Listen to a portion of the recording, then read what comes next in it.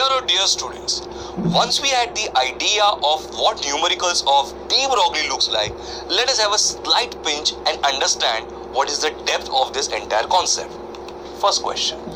A photon and an electron is moving with certain velocity v. They have the same de Broglie wavelength. Then the ratio of the kinetic energy of the electron to the kinetic energy of photon is simple.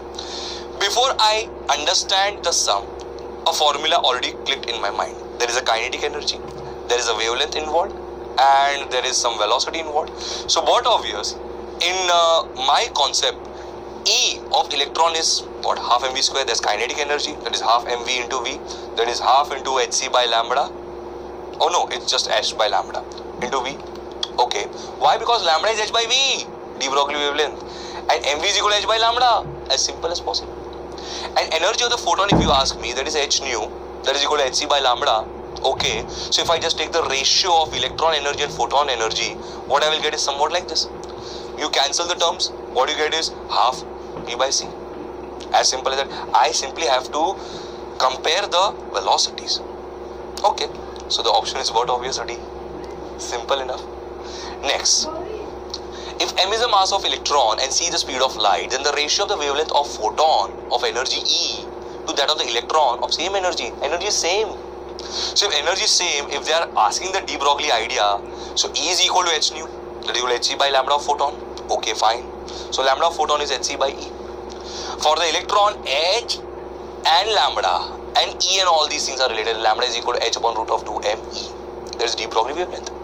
So lambda of photon to that of lambda of electron is what? hc upon E and root of blah blah.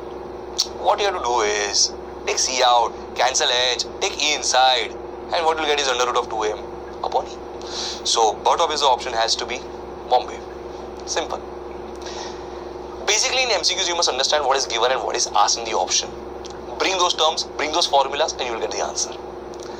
Here is one more example. What is the additional energy that should be supplied to a moving electron to reduce the de Broglie wavelength from 1 nanometer to 0.5 nanometer?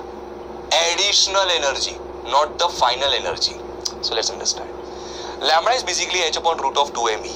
So lambda is inversely proportional to root of energy. So lambda square is inversely proportional to energy. Okay. Lambda 2 upon lambda 1, the whole square is 1 upon 4. That is E1 by E2. Okay, fine. So what is E2? 4 times E1. But that is final energy.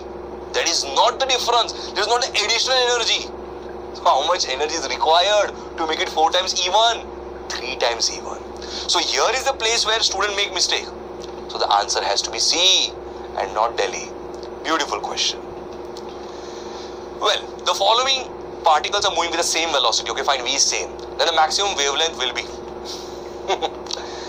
lambda is h upon mv. H is constant. My dear students, velocity is also constant. So lambda is inversely proportional to mass. They are asking about maximum wavelength, lesser mass. Which among all these four has the least mass? The answer is electron. That is a beta particle. So answer has to be B. Then the de Broglie wavelength of electron moving with the speed of so and so is of the order. You have to find out the de Broglie wavelength. Again, it's a very pitiful question. Lambda is equal to h upon mv. Put all these values, cancel it. Bring a rough estimate. 1 upon 9 can be considered 1 upon 10. That is 10 raised to minus 1. So the answer is 10 raised to minus 9. Option C. See, you do the work as easy as possible. A photon and electron have the same energy, so their ratio is asked. Okay, fine. I won't comment anything more.